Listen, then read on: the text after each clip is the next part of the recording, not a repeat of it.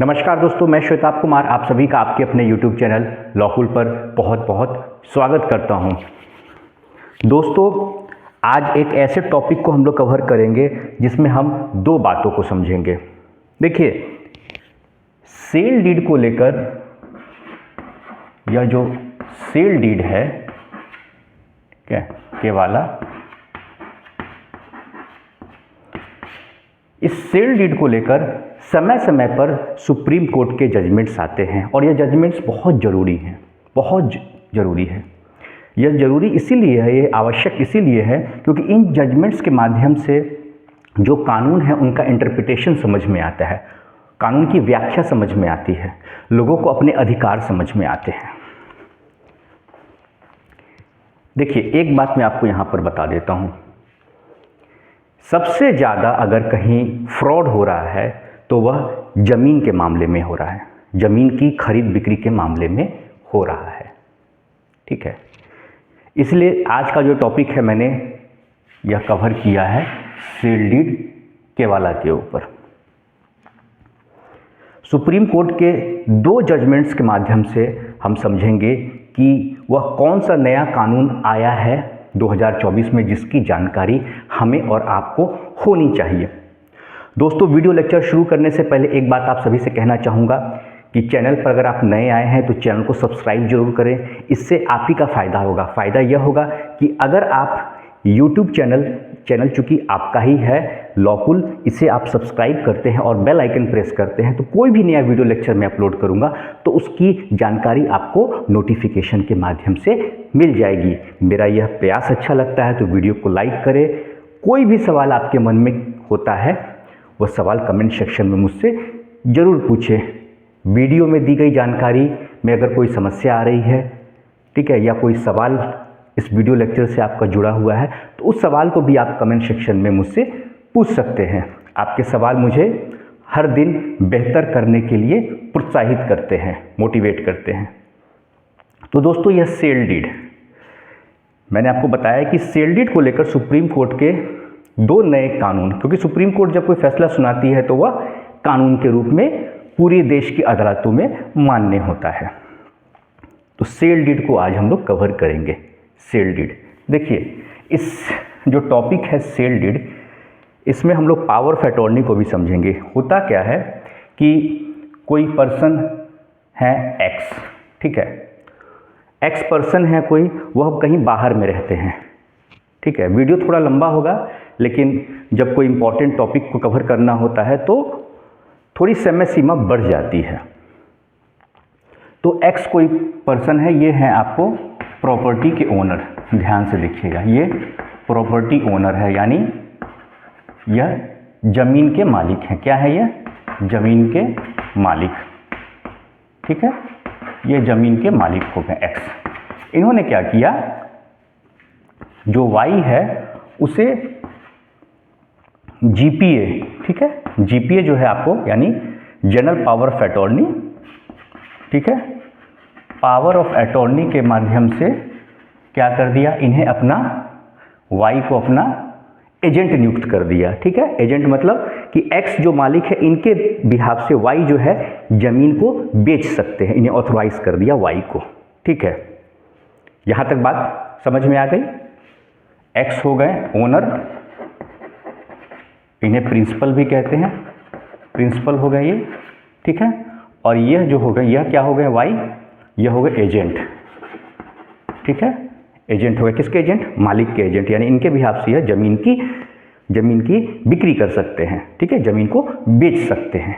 Y ने क्या किया, दो लोगों को जमीन बेची, ठीक है, वाई ने दो लोगों को, दो प्रॉपर्टी थी, दो लोगों को जमीन बेची, ठीक है, एक्स हो गए, वाई हो गए, यहां हो गया ए हो गया और यहां बी हो गया, ठीक है।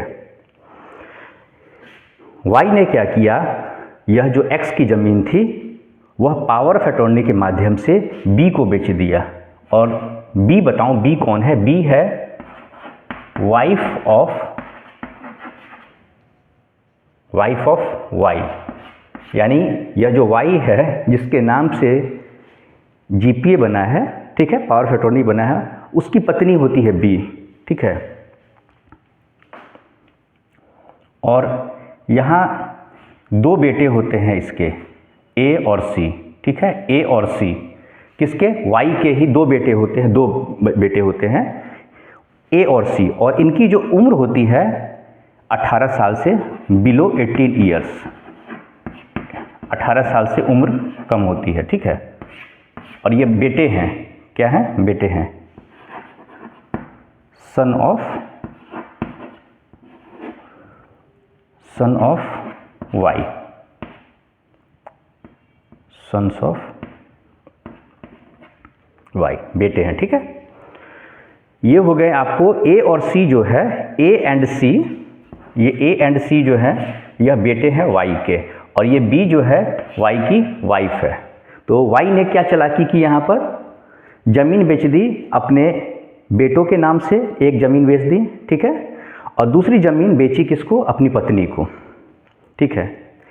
कोई बात नहीं, ज़मीन बेच दिए। तो भाई जब भी ज़मीन बेचा जाता है तो उसका जो सबसे बड़ा कंडीशन होता है वह क्या होता है, पैसा, मनी, यानी कानून की भाषा में कंसीडरेशन अमाउंट, ठीक है।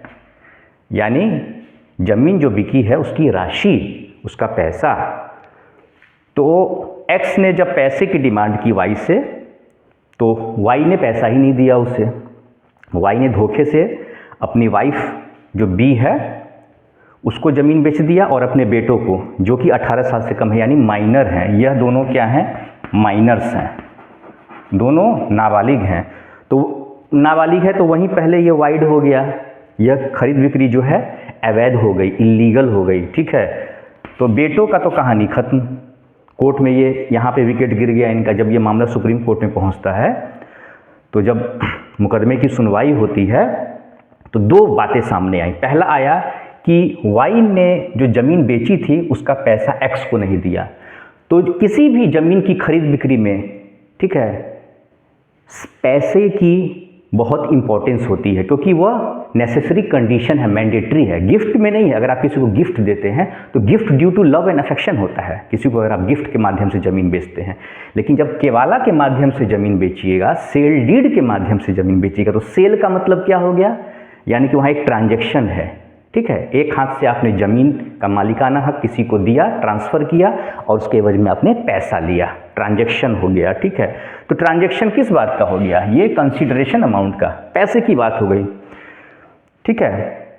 No money no sale deed, ठीक है। अगर पैसा नहीं है तो सेल डीड नहीं है, ठीक है, उसको सेल डीड नहीं मानेंगे। तो सुप्रीम कोर्ट ने यहाँ पर इस पूरे सेल डीड को कर दिया रद्द, सेल डीड को कैंसिल कर दिया, ठीक है, सेल डीड को कैंसिल कर दिया, रद्द कर दिया, क्योंकि यहाँ पर धोखा हुआ। किसके साथ धोखा हुआ, एक्स के साथ। धोखा क्या हुआ, एक्स को पैसा नहीं दिया गया, वाई जो है उसका जीपीए होल्डर, ठीक है, general power of attorney holder जो है वाई, उसने एक्स को, यानी जो ज़मीन के मालिक हैं, उसको पैसा ही नहीं दिया। दूसरी बात, जब सुप्रीम कोर्ट ने पूछा बी से कि भाई आप जो पैसा दिखाया गया है सेल डीड में, केवाला में जो पैसा दिखाया गया है, ठीक है, वह पैसा किस माध्यम से उसका भुगतान हुआ है, चेक से हुआ है, ठीक है, किसी ऑनलाइन माध्यम से हुआ है, डीड से हुआ है, किस माध्यम से भुगतान हुआ है। तो बी ये प्रूफ नहीं कर पाई, न वाई प्रूफ कर पाए, कोई भी पार्टी प्रूफ इसको नहीं कर पाया। यहाँ जो है वाई जो है इस बात को प्रूफ नहीं कर पाए। दूसरी बात, ये जो बी है, वाई की जो वाइफ है बी, यह हाउस वाइफ थी, ठीक है, गृहिणी थी, ये कोई काम नहीं करती थी, कोई नौकरी नहीं करती। तो पैसा कहाँ से आया, पैसे का स्रोत भी नहीं बताया, और किस माध्यम से पैसा गया, यानी कि पैसे का ट्रांजैक्शन नहीं हुआ। इसका मतलब है कि पूरा फर्जीवाड़ा तरीके से यह सेल डीड बनाया गया था, क्योंकि पैसे के बारे में लिखा तो गया, सेल डीड पर लिखा गया है पूरे कागज में, लेकिन पैसा जो दिखाया गया है वो ट्रांसफ़र कैसे हुआ है उसका कोई प्रूफ नहीं है, कोई एविडेंस नहीं है, सिर्फ कागज़ पे दिखाया गया है। कागज़ पे दिखाया गया तो उस नगद को दिखना भी तो चाहिए, फिजिकल फॉर्म भी तो उसका होना चाहिए, आंख से दिखे भी तो वह पैसा। वो पैसा मिला नहीं, वो नगद की राशि मिली नहीं, न कोई चेक मिला, न कोई डिमांड ड्राफ्ट मिला। किस तरीके से भुगतान किया गया था ज़मीन बेचते वक्त, पेमेंट कैसे किया गया था, पेमेंट का माध्यम नहीं। अरे पेमेंट कैसे होगा, पेमेंट पैसा दिया ही नहीं गया, पैसे का भुगतान हुआ ही नहीं, पैसे का पेमेंट हुआ ही नहीं, तो प्रूफ क्या दिखाएगा कि पैसे का ट्रांजैक्शन हुआ। जब ट्रांजैक्शन ही नहीं हुआ, पैसे का लेन देन ही नहीं हुआ, तो उसका प्रूफ कैसे दिखाया जाएगा। तो यही सुप्रीम कोर्ट ने पकड़ लिया पूरी बातों को, और यह पूरा सेल डीड जो है कैंसिल हो गया, रद्द हो गया। और जो संपत्ति है, प्रॉपर्टी है, जब केवाला कैंसिल हो गया, सेल डीड कैंसिल हो गया, तो दोबारा से जो पूरा संपत्ति का मालिकाना हक है वह एक्स के नाम पर फिर से चला जाता है, रीस्टोर हो जाता है, उनके नाम से पुनः चला जाता है, जो असली मालिक थे उनके नाम से। ठीक है, तो यह जजमेंट मैं आपको बता देता हूँ, उस जजमेंट को भी आप नोट डाउन कर लीजिएगा। पहले इस जजमेंट को समझ लें। यह तो मैं फैक्ट बताया, यह जजमेंट है केवल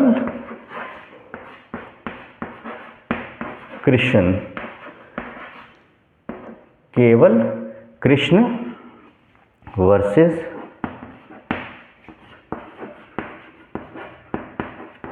नोट डाउन कर लीजिएगा, राजेश कुमार एंड अदर्स। ठीक है, इस जजमेंट को नोट डाउन कर लीजिएगा प्लीज़। यह सुप्रीम कोर्ट का जजमेंट है, कैंसिलेशन ऑफ सेल डीड, केवाला कैसे रद्द होगा उस पर यह सुप्रीम कोर्ट का जजमेंट है यह। ठीक है, ये सुप्रीम कोर्ट का जजमेंट है। इसी जजमेंट में हुआ था कि गलत तरीके से ज़मीन को बेच दिया गया था और जो ज़मीन के मालिक हैं उनको पैसा नहीं दिया गया था। तो यह जजमेंट है आपका केवल Krishna versus Rajesh Kumar and others. यह एक जजमेंट है, लैंडमार्क जजमेंट है सुप्रीम कोर्ट का, आपके काम आएगा। ठीक है, यह तो हो गया। ठीक है, इसे मैं अब हटा देता हूँ और हम लोग आगे के टॉपिक पे बढ़ते हैं। ठीक है, यह तो हो गया आपका सेल डीड। अगर कोई फर्जी तरीके से आपकी ज़मीन को बेच देता है तो आप कैसे कैंसिल करवाइएगा, यह बात समझ में आ गई। ठीक है, जजमेंट को मैं डिस्क्रिप्शन में भी डाल दूंगा, आप चिंता नहीं कीजिए। यह तो केस का फैक्ट समझने के लिए अभी मैं जजमेंट यहाँ लिख दिया हूँ, मैं जजमेंट को डिस्क्रिप्शन में भी डाल दूंगा। अगर आपको नहीं जजमेंट मिले तो कमेंट सेक्शन में मुझसे पूछिएगा, वहाँ भी मैं आपको जजमेंट रिप्लाई में जो है लिख दूंगा। दूसरा एक जजमेंट है, उसको हम लोग देखते हैं, इसको नोट डाउन कीजिएगा। S K. Golam, S K. Golam Lalchand, S K. Golam Lalchand versus Nandulal Shaw alias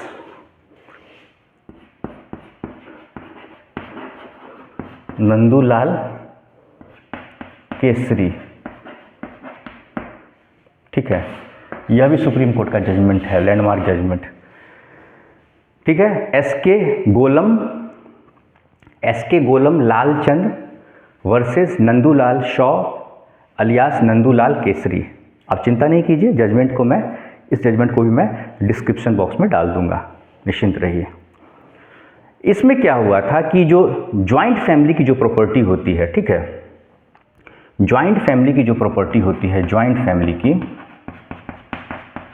family property, अक्सर क्या होता है कि भाई मान लीजिए 4 भाई हैं, ठीक है, 4 भाई हैं। अब क्या हुआ, सबका संपत्ति में कितना हिस्सा होगा, तो 1/4 होगा, हर किसी का बराबर हिस्सा होगा, 1/4 होगा। ठीक है, यही ना होगा, एक कोई प्रॉपर्टी है तो उसमें सबका हिस्सा बराबर होगा। 4 भाई हैं तो हर 1/4 हिस्सा होगा, 1/4 होगा। इसमें क्या हुआ कि जो एक भाई है वो थोड़ा लालची था, कपटी था, धूर्त। ठीक है, उसने क्या किया, जितना उसका हिस्सा बनता है उस संपत्ति पर, जॉइंट फैमिली यानी कि जो एक साथ प्रॉपर्टी में परिवार में लोग रहते हैं ना, 10 लोग 12 लोग, पूरा परिवार होता है लंबा चौड़ा, तो अभी संपत्ति का बंटवारा नहीं हुआ है, तो ऐसी संपत्ति को जॉइंट फैमिली प्रॉपर्टी कहा गया है। ठीक है, पूरी प्रॉपर्टी जो है वो जॉइंट फैमिली प्रॉपर्टी हो गई, अभी किसी का हिस्सा उसमें तय नहीं हुआ है, तो जॉइंट फैमिली हो गई, तो हिस्सा तय नहीं हुआ है, तो भाई हिस्सा क्या है, हिस्सा यही कि सबका बराबर हिस्सा होगा, यही है ना। तो 4 भाई हैं तो 1/4 हिस्सा होगा, हर किसी का 1/4 शेयर होगा हिस्सा। अब एक ने क्या किया, अपने हिस्से से ज़्यादा, जितना उसको अधिकार था संपत्ति का, उससे ज़्यादा उसने ज़मीन बेचना शुरू कर दिया। ठीक है, मान लीजिए उसको हिस्सा था 4 कट्ठा ज़मीन थी। ठीक है, मान लीजिए एग्जाम्पल के तौर पे कि 4 कट्ठा ज़मीन थी, 4 कट्ठा ज़मीन था एग्जाम्पल के तौर पे समझिए, तो उसमें से 1 कट्ठा ही का ना मालिक होगा। उसने क्या किया, उसने बेच दिया, उसमें 2 कट्ठा बेच दिया, सेल कर दिया। ठीक है, सेल कर दिया इसने। तो जैसे ही अपने हिस्से से ज़्यादा सेल किया तो वह क्या हो गया, वो जो सेल है, वो ज़मीन की जो बिक्री है, वह जो केवाला है, वह जो सेल डीड है, वह वाइड हो गया। ठीक है, वाइड हो गया यानी इलीगल हो गया। तो ऐसे जो केवाला होते हैं, ऐसे जो सेल डीड होते हैं, वह कैंसिल हो जाते हैं। उसके लिए आपको कोर्ट में सूट फाइल करना होगा, केस फाइल करना होगा। ऐसे तो गलत है, लेकिन आपको रेमेडी तो चाहिए। रेमेडी कहाँ से मिलेगा? रेमेडी कहाँ से मिलेगा? रेमेडी मिलेगा आप कोर्ट में जाइएगा। ठीक है, तो जजमेंट आप लिख लिए होंगे, बाकी जजमेंट नहीं होगा तो मैं डिस्क्रिप्शन बॉक्स में भी डाल दूँगा, उसकी चिंता आप नहीं करिए। इसमें क्या हुआ कि जो पार्टी थी उसमें यह कोर्ट में जाती है और इन्होंने टाइटल सूट फाइल किया। क्या किया? Title suit. आप सुनते हैं ना, टाइटल सूट फाइल होगा। कोर्ट में जाके इन्होंने टाइटल सूट फाइल किया, यानी टाइटल सूट का मतलब किसी प्रॉपर्टी पर अपना दावा पेश करना। प्रॉपर्टी पर दावा, प्रॉपर्टी पर दावा जब पेश किया जाता है कोर्ट में, ठीक है, तो उसके लिए हम टाइटल सूट फाइल किए। टाइटल सूट फाइल हुआ, यह फाइल हुआ सेक्शन 34, सेक्शन 34 ऑफ स्पेसिफिक। ध्यान से देखिएगा इस कानून को समझिए, बहुत इंपॉर्टेंट है। स्पेसिफिक रिलीफ, देखिए इसमें शब्द है relief, specific relief act, specific relief act 1963, section 34 of specific relief act 1963। आपका रिलीफ क्या है? आप क्या रिलीफ के लिए गए हैं? तो रिलीफ के लिए गए हैं प्रॉपर्टी के टाइटल के लिए, यानी दावा पेश करने गए हैं कोर्ट में कि साहब जॉइंट फैमिली प्रॉपर्टी है, जॉइंट फैमिली प्रॉपर्टी है और मेरे भाई ने अपने हिस्से से कि ज़्यादा की ज़मीन को बेच दिया, जितना उसका हिस्सा था उस हिस्से से ज़्यादा ज़मीन उसने बेच दी। कुल प्रॉपर्टी, एग्जाम्पल के तौर पे आपको बता रहा हूँ, कुल प्रॉपर्टी जो है हमारी जॉइंट फैमिली की 4 कट्ठा है। ठीक है, हम 4 भाई हैं, सबका 1-1 कट्ठा इसमें हिस्सा है। मेरे भाई ने 2 कट्ठा बेच दिया, यानी अपने हिस्से से ज़्यादा बेच दिया। 1 कट्ठे से वो ज़्यादा बेचने का हकदार नहीं है। आप कोर्ट में जाएंगे, जो प्रॉपर्टी की डिटेल है, उसके कागज़ है, उसकी कॉपी लगाएंगे, सब कुछ होगा, सारे फैक्ट्स को आप लगाएंगे यहाँ पर। तो यहाँ पे आप टाइटल सूट यानी सेक्शन 34 में आप आ गए यहाँ पर। ठीक है, तो इसमें एक और बात सामने आई। बात सामने यह आई कि अगर कोई व्यक्ति किसी तीसरे पर्सन के, ठीक है, किसी तीसरे पर्सन के अधिकार को, राइट को वह इन्फ्रिंज करता है, ठीक है, उसको, इसके अधिकार को छीनता है, तो उसके लिए जरूरी नहीं कि अलग से आपको सेक्शन 31 में, अलग से 31 में स्पेसिफिक रिलीफ एक्ट के, ठीक है, स्पेसिफिक रिलीफ एक्ट के, स्पेसिफिक रिलीफ एक्ट के अंदर अलग से आपको सेक्शन 31 के तहत सूट फाइल करना होगा। यह इसी में इंक्लूड हो जाएगा, सेक्शन 34 में ही यह आपको रेमेडी मिलेगी। सेक्शन 34 ही कहता है आपको टाइटल सूट पर दावा करने के। जैसे ही आपका दावा वहाँ पर होगा, वह जो सेल डीड है, ठीक है, अलग से सेल डीड कैंसिलेशन के लिए अगर आप रेमेडी नहीं भी लेते हैं तो कोई दिक्कत की बात नहीं है। ठीक है, सेल डीड कैंसिलेशन रेमेडी, ठीक है, सेल डीड कैंसिलेशन के लिए अगर आप अलग से रेमेडी सेक्शन 31 के तहत, ठीक है, अगर आप नहीं लेते तो इससे कोई फ़र्क नहीं पड़ता है, इसकी कोई ज़रूरत नहीं। सेक्शन 34 में ही वह आपको मिलेगा, क्योंकि जैसे ही टाइटल सूट आप फाइल कीजिएगा, टाइटल सूट फाइल कीजिएगा, वह जो सेल डीड है, ठीक है, जो सेल डीड है वह क्या हो जाएगा, कोर्ट देखेगी कि वह सेल डीड वाइड है, ठीक है, क्या हो गया, वाइड है। क्यों वाइड है? क्योंकि अपने हिस्से से ज़्यादा की ज़मीन बेच दी। एक भाई ने, एक हिस्सेदार ने अपने हिस्से से ज़्यादा की ज़मीन बेच दी, तो वाइड हो गया, तो यह सेल डीड आपका कैंसिल हो जाएगा। ठीक है। तो इसके लिए ज़रूरी नहीं है कि आप पिटीशन में उसको जो आपका प्लेंट है उसमें आप अगर लिखना भूल जाते हैं, इसको नहीं लिखते हैं, तो उससे कोई दिक्कत वाली बात नहीं है, ठीक है। यही बात इस सुप्रीम कोर्ट ने इस फैसले में कहा। तो भाई ऐसे लोग सावधान हो जाएं जो अपने भाई, अपने रिश्तेदार, अपने जो भी परिवार के लोग हैं उनके हिस्से की ज़मीन को हड़पते हैं, बेचते हैं। होता है, गांव घर में बहुत होता है। कोई भाई दिल्ली में रह रहा है, कोई बॉम्बे में रह रहा है, कोई विदेश में रह रहा है, कोई भाई गांव में रह रहा है। अब गांव में वो थोड़ा सा जो है ना वहाँ का दबंग अपने आप को समझता है, गलतफहमी में जीने लगता है वह। तो गलतफहमी में जिएगा अगर, तो आपको भाई सुप्रीम कोर्ट की फटकार आपको भी लगनी है। स्वाद चखिए। हालांकि सुप्रीम कोर्ट ने बता दिया इस फैसले में कि ऐसा कोई करता है तो गलत है, आप कर ही नहीं सकते हैं, ठीक है। किसी के साथ अगर ऐसा हुआ है, आपके साथ भी किसी ने इस तरीके से धोखे से ज़मीन बेच दी है आपकी, तो आप कोर्ट में इस जजमेंट को लगाएंगे, ठीक है। जजमेंट क्या है? एस के गोलम लालचंद, ठीक है। इसको मैं डिस्क्रिप्शन बॉक्स में डाल दूंगा। एस के गोलम लालचंद वर्सेस नंदूलाल शॉ अलियास नंदूलाल केसरी। इस जजमेंट को मैं डिस्क्रिप्शन बॉक्स में भी डाल दूंगा। आप बिल्कुल निश्चिंत रहिए, फैक्ट को समझिए पहले। जजमेंट की तो कोई दिक्कत नहीं, जजमेंट के लिए मैं हूं ना, उसके लिए आपको टेंशन नहीं लेना है, ठीक है। सवाल पूछिए, आप जितना सवाल पूछिएगा मुझे अच्छा लगेगा। ये अभी सवाल पूछा था मेरे सब्सक्राइबर ने, तो मैंने सोचा क्यों ना बताऊं। देखिए दोस्तों, बहुत रिसर्च करता हूं मैं, मुझे अच्छा भी लगता है, ठीक है। आप सभी एक परिवार की तरह हैं मेरे लिए, तो मुझे लगता है कि मुझे कुछ बेहतर हर रोज़ आपके लिए लाना चाहिए। तो कोई भी अगर आपके साथ धोखे से करता है, पहला तरीका हो गया, पहला मैंने आपको बताया एक सुप्रीम कोर्ट के जजमेंट के माध्यम से कि कोई भी व्यक्ति जिसे कि पावर ऑफ अटॉर्नी किसी ने दिया है, मान लीजिए आपने किसी को पावर ऑफ अटॉर्नी दिया है और उसने ज़मीन तो बेच दी लेकिन उसने आपको पैसा नहीं दिया, तो वह सेल डीड कैंसिल करवाइए। क्योंकि सेल डीड का मतलब, ज़मीन के बेचने का मतलब है कि कब कोई चीज़ बेची जाती है, जब उसके बदले पैसा मिलेगा, ठीक है। आप कहीं दान तो नहीं दे रहे हैं, किसी को उपहार तो नहीं दे रहे हैं ना, आप क्या कर रहे हैं? ज़मीन बेच रहे हैं।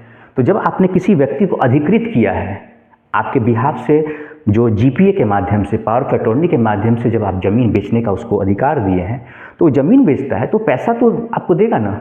यहाँ क्या भाई फर्जी तरीके से हुआ केवल Krishnan versus Rajesh Kumar and others के मामले में कि भाई जो पावर ऑफ अटॉर्नी होल्डर था उसने अपनी पत्नी के नाम से ज़मीन बेच दी और दूसरी ज़मीन अपने बेटों के नाम से बेच दी। पैसे की बात है तो पैसा ही नहीं है, पैसा मिला ही नहीं ज़मीन के मालिक को, तो पैसा नहीं मिला। सुप्रीम कोर्ट में मामला हो गया, सुप्रीम कोर्ट में भी वह प्रूफ नहीं कर पाया पैसे की बात।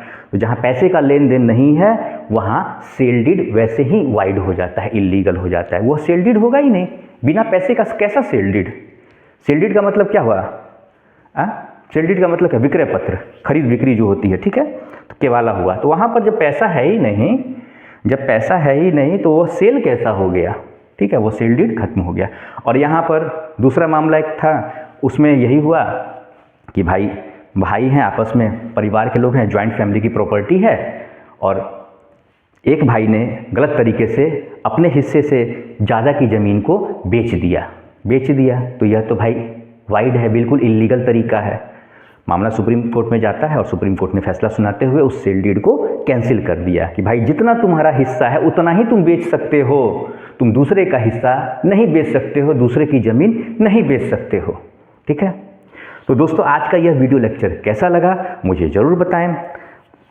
आप सभी का बहुत सपोर्ट मिल रहा है, बहुत सारा जो है प्यार मिल रहा है, मुझे अच्छा लगता है। मुझे लगता है कि मैं जो प्रयास कर रहा हूँ वह सही दिशा में जा रहा है, ठीक है दोस्तों। तो आज का वीडियो लेक्चर यहीं पे कंक्लूड करता हूँ। नमस्कार।